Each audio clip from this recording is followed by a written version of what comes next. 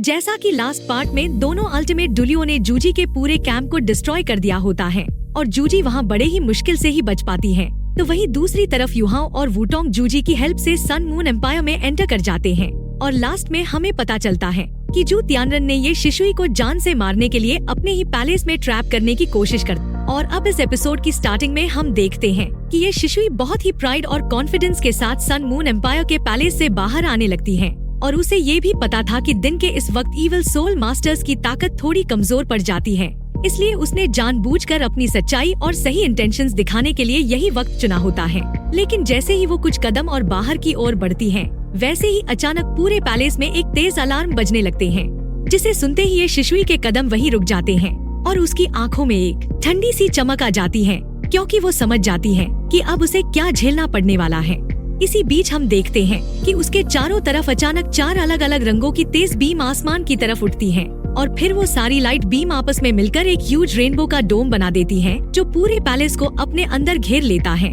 दोस्तों, मैं आपको बता दूं कि ये शिशुई एक क्लास 9 की सोल इंजीनियर भी होती है, इसलिए वो तुरंत पहचान जाती है कि ये कोई मामूली सोल टूल नहीं बल्कि वही हाई एनर्जी कंप्रेशन अरे सोल टूल्स है, जिसे पहले सिर्फ पूरे रेडियंट सिटी की सेफ्टी के लिए शहर के चारों कोनों पर लगाया गया था और अब यही खतरनाक सोल टूल सीधा पैलेस के अंदर मौजूद होते हैं, जिसका मतलब है कि सन मून एम्पायर की तरक्की उसकी सोच से भी कहीं ज्यादा आगे निकल चुकी होती है। जिसके बाद हम देखते हैं कि पैलेस के अंदर से एक के बाद एक कई सारे सोल इंजीनियर्स निकलकर आसमान में आने लगते हैं, जिनमें खुद Sun Moon Imperial Soul Engineer Legion भी शामिल होती है, जो पूरे प्रोटेक्ट्स द नेशन की सबसे पावरफुल लीजन मानी जाती है। इसी बीच हम देखते हैं कि इनके अलावा Imperial Dragon, Evil Eye Tyrant और Fire Phoenix Soul Engineer Legion के भी करीब 2000 एडवांस्ड सोल इंजीनियर्स पैलेस के चारों तरफ इकट्ठा हो जाते हैं और सबके बीच में हवा में तैरता हुआ नजर आता है खुद सोल टूल्स की दुनिया का सबसे बड़ा नाम यानी खुद father of soul tools Kong Deming. आगे हम देखते हैं कि ये शिशुई उसे देखते ही गुस्से से चिल्लाती है, कॉन्ग डेमिंग ये सब क्या है? जिसके जवाब में कॉन्ग डेमिंग बड़ी कोल्ड वॉइस में कहता है, एल्डर ये शिशुई मुझे हमेशा से पता था कि एक दिन हम दोनों आमने सामने जरूर लड़ेंगे, बस मुझे इतनी जल्दी इसकी उम्मीद नहीं थी। तो ये शिशुई तीखी और डरावनी हंसी हंसते हुए कहती है, हाँ मुझे भी पता था कि ये दिन जरूर आएगा और बस मुझे ये उम्मीद नहीं थी कि जू तियानरन हमारे पुराने रिश्ते को इस तरह भुला देगा। जिसके बाद हम देखते हैं कि खुद जू तियानरन अपनी golden human shape soul tool पहनकर हवा में आगे आ जाता है और उसके आसपास कम से कम 10 क्लास 9 के सोल इंजीनियर्स पहरा दे रहे होते हैं, जबकि जूजी उससे थोड़ा पीछे खड़ी होती है। इसी पल हम देखते हैं कि ये शिशुई जू तियानरन की तरफ देखने के बजाय सीधा जूजी की तरफ मुड़कर तंज भरे अंदाज में पूछती है, वॉट गॉड एम्प्रेस, तुम्हारी चाल वाकई बहुत शानदार थी और बस मुझे एक बात नहीं समझ आती कि आखिर होली गोस्ट चर्च ने तुम्हारा क्या बिगाड़ा था जो तुमने हमें इतना बड़ा धोखा दिया। जिसके जवाब में हम देखते हैं कि जूजी बड़ी सख्त और कोल्ड वॉइस में कहती है, होली गोस्ट चर्च ने मेरा नहीं बल्कि मेरी आर्मी, मेरे लोग और मेरे पूरे एम्पायर की शांति का बुरा किया है और जो एम्पायर पूरे कॉन्टिनेंट पर राज करने वाला है उसमें इविल सोल मास्टर्स के लिए कोई जगह नहीं हो सकती है। इसलिए चाहे तुमने आर्मी पर हमला किया हो या ना किया हो, अब होली गोस्ट चर्च को इस दुनिया से हमेशा के लिए मिटना होगा। ये सुनते ही ये शिशुई के चेहरे पर एक अजीब सी समझदारी वाली मुस्कान आ जाती है और वो कहती है, तो साफ है कि योर मैजेस्टी भी हमें खत्म करने पर तुले हुए हैं। और फिर वो हंसते हुए कहती है, बहुत अच्छे, और इतनी बड़ी आर्मी सिर्फ मुझे रोकने के लिए तैयार थी और इससे तो मुझे थोड़ा गर्व महसूस हो रहा है। और फिर वो अपना सीरियस फेस बनाते हुए कहती है, बस एक बात का याद रखना, अगर मैं आज यहाँ से बच निकली तो हर महीने एक शहर तबाह करूँगी और तब तक करती रहूंगी जब तक ये पूरा एम्पायर खत्म ना हो जाए। इसी बीच हम देखते हैं कि उसकी इस चेतावनी को सुनकर जू तियानरन के चेहरे का रंग बदल जाता है, क्योंकि सब जानते हैं कि ये शिशुई कोई खोखली धमकी नहीं दे रही होती बल्कि सच में ऐसा कर सकती है। जिसके बाद हम देखते हैं कि आखिरकार लड़ाई शुरू हो जाती है और ये शिशुई अपना सबसे खतरनाक सोल वेपन बाहर निकालती है, यानी 12 जायंट अवेंजिंग स्पिरिट्स, जिन्हें उसने सैकड़ों सालों तक हजारों सोल्स को निगलवा कर तैयार किया होता है। दोस्तों, मैं आपको बता दूं कि ये उसका सबसे डेंजरस ब्लड सोल स्पेल होता है, जिसमें 10,000 अवेंजिंग स्पिरिट्स आपस में एक दूसरे को निगलते हैं और जो आखिर में बचता है वही एक ब्लड सोल बनता है। आगे हम देखते हैं कि ये शिशुई अपने ब्लड सोल डीमन पपेट के साथ पूरी तरह फ्यूज हो जाती है और उसका शरीर दुगना बड़ा हो जाता है। जिसके बाद वो जोर से चिल्लाती है, बाउंडलेस ब्लड सी, और उसके इर्द गिर्द मौजूद सारी इमारतें उस खूनी समंदर के छूते ही भाप बनकर उड़ जाती हैं। इसी बीच हम देखते हैं कि जू तियानरन अपना एक छोटा सा मैजिकल छड़ी उठाकर ये शिशुई की तरफ मोड़ता है जिसमें एक मुट्ठी जितना बड़ा रेनबो कलर जेम लगा होता है और उसी पल आसमान से एक ह्यूज रेनबो की रे सीधा ये शिशुई पर गिरती है। जिसके बाद हम देखते हैं कि ये शिशुई उस हमले को रोक नहीं पाती और अपने ब्लड सी को एक ढाल की तरह ऊपर उठाकर उसे रोकने की कोशिश करती है और एक जबरदस्त धमाके के साथ शॉकवेव पूरे इलाके में फैल जाती है, जिसे रोकने के लिए सारे सोल इंजीनियर्स को अपने प्रोटेक्टिव बैरियर्स एक्टिवेट करने पड़ते हैं। इसी बीच हम देखते हैं कि Sun Moon Imperial Soul Engineer Legion एक बेहद खतरनाक और थिक ब्लैक रे अटैक करती है, जो सीधा ये शिशुई से टकरा जाती है। और जैसे ही वो ब्लैक रे बिखरती है, सब लोग सोचने लगते हैं कि का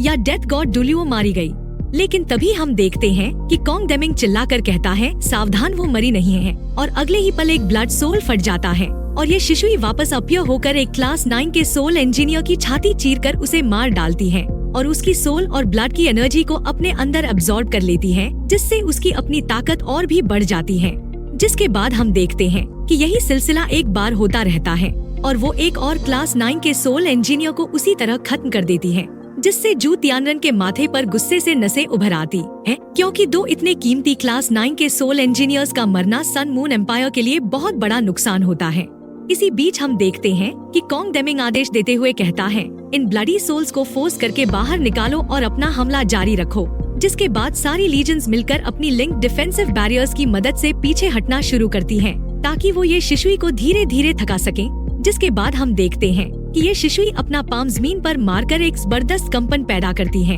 क्योंकि दोस्तों, मैं आपको बता दूं कि उन हाई एनर्जी कंप्रेशन अरे सोल टूल्स की लाइट सिर्फ आसमान को कवर करती है, लेकिन जमीन के नीचे का हिस्सा उतना सेफ नहीं होता है। इसलिए ये शिशुई अपनी पूरी ताकत लगाकर एक ह्यूज गुफा बना देती है और उसमें कूदकर भागने की कोशिश करती है। आगे हम देखते हैं कि दूर एक रेस्टोरेंट में बैठे युहाओ और तांग वूटोंग भी ये पूरा नजारा अपनी स्पिरिचुअल डिटेक्शन के जरिए देख रहे होते हैं। और इसी बीच तांग वूटोंग धीरे से पूछती है, तुम इस लड़ाई में किसे जीतते हुए देखना चाहते हो? जिसके जवाब में युहाओ बिना एक पल भी सोचे कहता है, जू तियानरन को। और जब तांग वूटोंग हैरानी से पूछती है कि क्या उसे लोंग शाओयाओ की कहानी सुनने के बाद ये शिशुई के लिए हमदर्दी नहीं हुई, तो युहाओ सीरियस होके समझाता है, हमदर्दी तो है, लेकिन फिर भी मैं चाहता हूँ कि वो मारी जाए, क्योंकि अगर एक गुस्से से भरी इविल अल्टीमेट डुलियो यहाँ से आजाद हो गई तो कितने बेगुनाह लोगों की जान जाएगी, इसका अंदाजा भी नहीं लगाया जा सकता है। इसलिए चाहे मुझे एल्डर लोंग शाओयाओ का गुस्सा ही क्यों ना झेलना पड़े, मैं ये शिशुई को मरता हुआ ही देखना चाहता हूँ। इसी बीच हम देखते हैं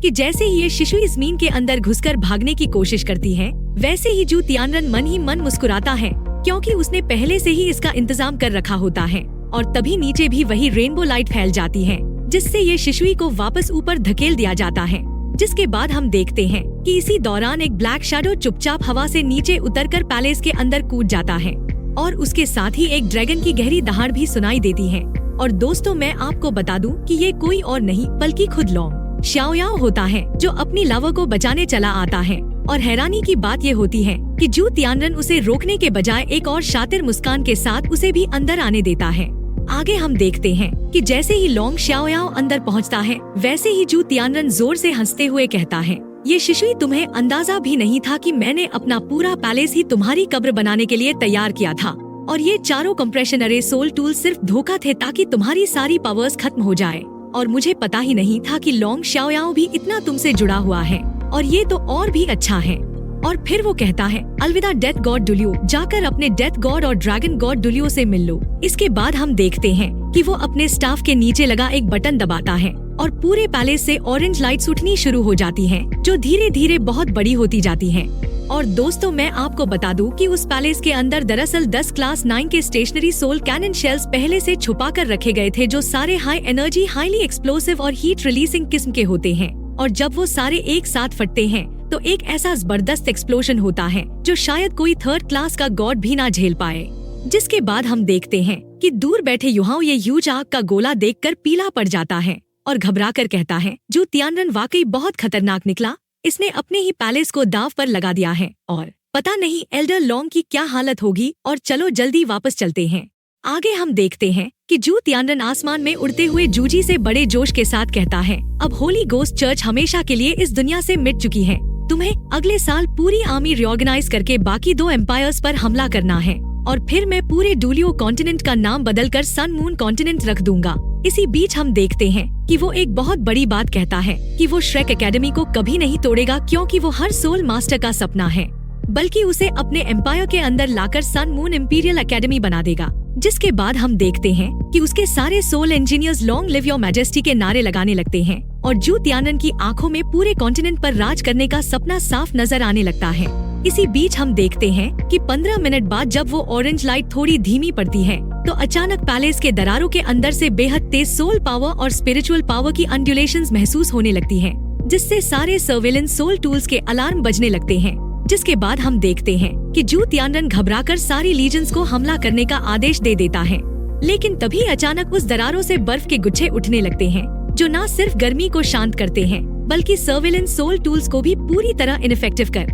देते हैं। इसी पल हम देखते हैं कि जूजी ये सब समझ जाती है और मन ही मन गुस्से से सोचती है, पागल युहाओ, तुम यहाँ क्या कर रहे हो और क्या तुम डेथ गॉड डुलियो को बचाने आए हो और आखिर तुम ऐसा क्यों कर रहे हो। आगे हम देखते हैं कि इसी अफरा तफरी का फायदा उठाकर युहाओ और तांग वूटोंग बिना किसी की नजर में आए पैलेस के अंदर घुस जाते हैं और अपनी इमिटेशन और स्पिरिचुअल इंटरफेरेंस डोमेन की मदद से चुपचाप लोंग शाओयाओ और ये शिशुई को उठाकर वहाँ से गायब हो जाते हैं। दोस्तों, मैं आपको बता दूं कि इससे पहले लोंग शाओयाओ ने अपने मैसेज से युहाओ को ऑलरेडी बता दिया था कि उसे बचाने आ जाए और थोड़ी हिचकिचाहट के बाद युहाओ ने फैसला किया था कि वो पहले अपना कर्ज चुकाएगा और बाद में ये शिशुई से हिसाब बराबर करेगा। जिसके बाद हम देखते हैं कि करीब 50 किलोमीटर दूर उड़कर युहाओ एक छोटे से जंगल में रुक जाता है, जहां लोंग शाओयाओ बुरी तरह घायल ये शिशुई को जमीन पर बिठाकर सहारा देता है। लेकिन हैरानी की बात ये होती है कि ये शिशुई अब बिल्कुल जवान और बेहद खूबसूरत नजर आने लगती है। उसके चेहरे पर एक प्योर गोल्डन चमक होती है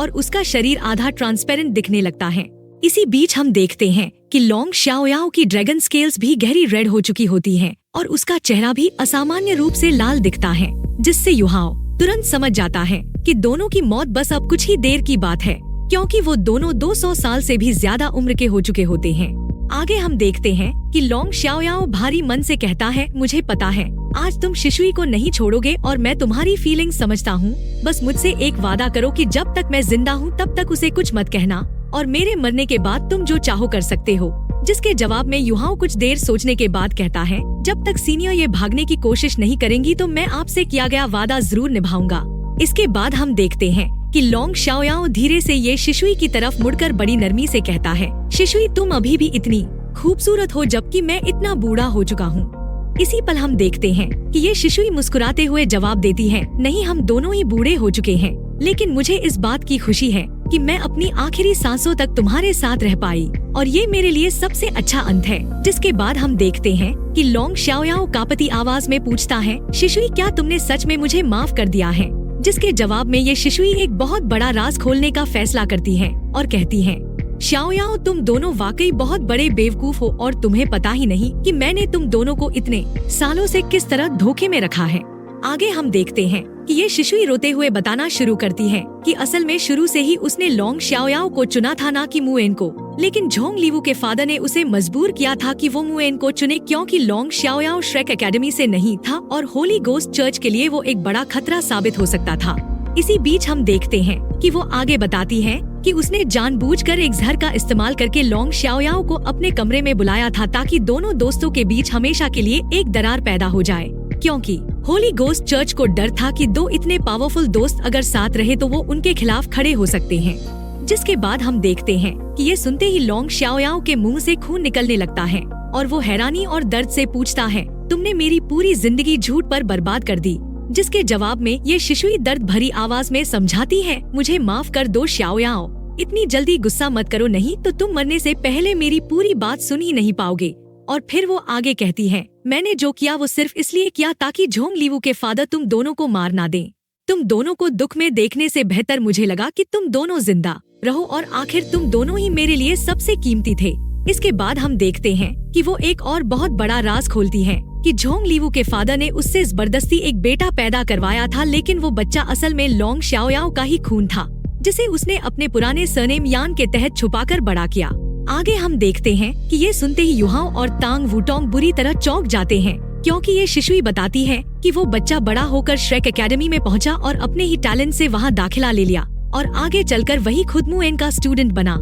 यानी दोस्तों, मैं आपको बता दूं कि लोंग शाओयाओ और ये शिशुई का वो बच्चा या पोता कोई और नहीं बल्कि खुद यान शाओजे होता है। जिसे मुएन ने ये जाने बिना अपना स्टूडेंट बनाया था कि वो असल में उन्हीं दोनों का ही खून है। जिसके बाद हम देखते हैं कि तांग वूटोंग गुस्से से चिल्लाती है, तुम झूठ बोल रही हो, तुम एकेडमी के लोगों के बीच फूट डालने की कोशिश कर रही हो। जिसके जवाब में ये शिशुई शांति से कहती है, अब जब मैं मरने वाली हूँ तो मुझे झूठ बोलने की क्या जरूरत है। मैं एक अल्टीमेट डुलियो हूँ और मुझे किसी की एम्पैथी की जरूरत नहीं है। इसी बीच हम देखते हैं कि लोंग शाओयाओ टूटी हुई आवाज में पूछता है, क्या ये सब सच है और तुमने मुझे पहले क्यों नहीं बताया। जिसके जवाब में ये शिशुई समझाती है कि वो होली गोस्ट चर्च की लीडर बन चुकी थी और अगर उसने ये सच बता दिया होता तो शायद लोंग शाओयाओ भी उसके साथ इविल सोल मास्टर बन जाता और उनका बच्चा भी इसी अंधेरी दुनिया में खिंच जाता। जिसके बाद हम देखते हैं कि वो अपना सबसे बड़ा राज दिखाती है, यानी अपना दूसरा मार्शल सोल जो रेडिएंट फीनिक्स की होती है,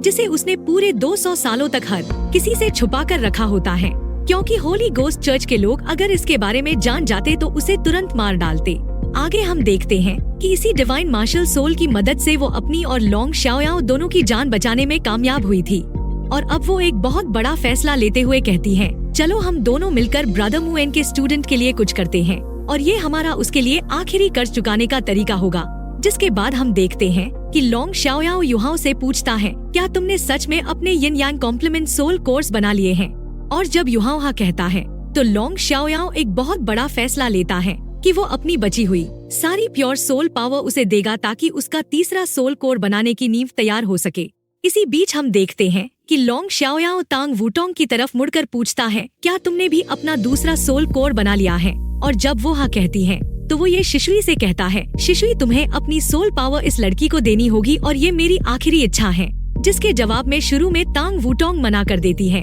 और कहती है, मुझे एक इविल सोल मास्टर की पावर नहीं चाहिए। जिसके बाद हम देखते हैं कि ये शिशुई एक कड़वी मुस्कान के साथ समझाती है, अब मेरे पास कोई इविल पावर बची ही नहीं। मेरा डेथ गॉड पगोड़ा और मेरा ब्लड सोल डीमन पपेट दोनों उसी विस्फोट में नष्ट हो चुके हैं और मेरा असली शरीर भी अब नहीं रहा है और मैं अब सिर्फ एक एनर्जी का एक रूप हूँ। मेरा ये रेडिएंट फीनिक्स मार्शल सोल किसी के खून से नहीं रंगा हुआ है, ये सिर्फ मेरे अंदर की सबसे साफ और नेक सोल पावर है और अब मैं डेथ गॉड डुलियो नहीं बल्कि सिर्फ लोंग शाओयाओ की वाइफ हूँ। जिसके बाद हम देखते हैं कि तभी अचानक तांग वूटोंग के दिमाग में उसके फादर तांगसन की आवाज गूंजती है जो कहती है, वो सही कह रही हैं। उसके अंदर की सारी गंदगी उस विस्फोट में जलकर खत्म हो चुकी है, इसलिए उनकी आखिरी इच्छा पूरी करो। और इसी पल हम देखते हैं कि तांग वूटोंग चौंक कर कहती है, फादर। जिसे सुनकर वहाँ मौजूद सारे लोग हैरान रह जाते हैं, क्योंकि इतने पावरफुल लोगों के बीच भी किसी को तांगसन की मौजूदगी का एहसास तक नहीं होता है। जिसके बाद हम देखते हैं कि तांग वूटोंग शर्मिंदगी से मुस्कुराते हुए कहती है, माफी चाहती हूँ और मुझे बस अचानक अपने फादर की एक बात याद आ गई थी और ठीक है,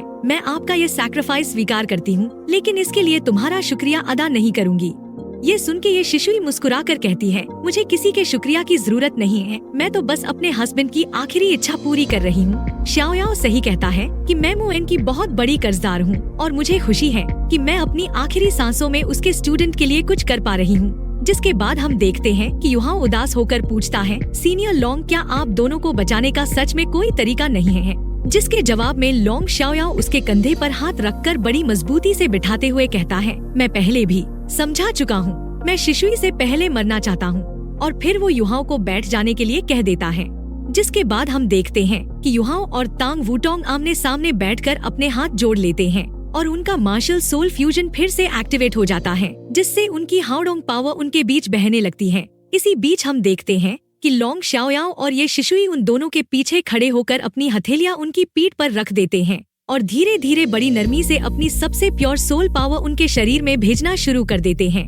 दोस्तों, मैं आपको बता दूं कि ये कोई नॉर्मल सोल पावर नहीं होती, बल्कि बिना किसी एलिमेंटल टाइप के सबसे प्योर एनर्जी होती है, जो सीधा युहाओ और वूटोंग की हाओडोंग पावर के साथ बिना किसी बदलाव के फ्यूज हो जाती है। आगे हम देखते हैं कि इस दौरान लोंग शाओयाओ कहता है, यिन यांग कॉम्प्लीमेंट सोल कोर्स वाकई इस दुनिया के सबसे यूनिक मिरेकल्स में से एक है और मैंने आज तक इतनी पूरे और डेंस सोल पावर कभी नहीं देखी है। जिसके जवाब में ये शिशुई सहमति जताते हुए कहती है, मेरे पास भी 2 मार्शल सोल्स थे, लेकिन मैंने कभी अपने रेडिएंट फीनिक्स को ट्रेनिंग देने की हिम्मत नहीं की और अगर मैंने ऐसा किया होता तो शायद मैं भी अपने यिन यांग कॉम्प्लीमेंट सोल कोर्स बना पाती और कौन जानता है, शायद तब मैं और शाओयाओ भी अपने इंसानी शरीर से डी टियान को चुनौती दे पाते। जिसके बाद हम देखते हैं कि कि लोंग शाओयाओ मुस्कुराते हुए कहता है, तो चलो आज इस मिरेकल का हिस्सा बनते हैं। और इसके साथ ही दोनों अपनी बची हुई सारी पावर युहाओ और तांग वुटोंग के शरीर में भेजना जारी रखते हैं, जिससे उन दोनों के चारों सोल कोर्सेस प्योर एनर्जी को बड़ी तेजी से सोखने लगते हैं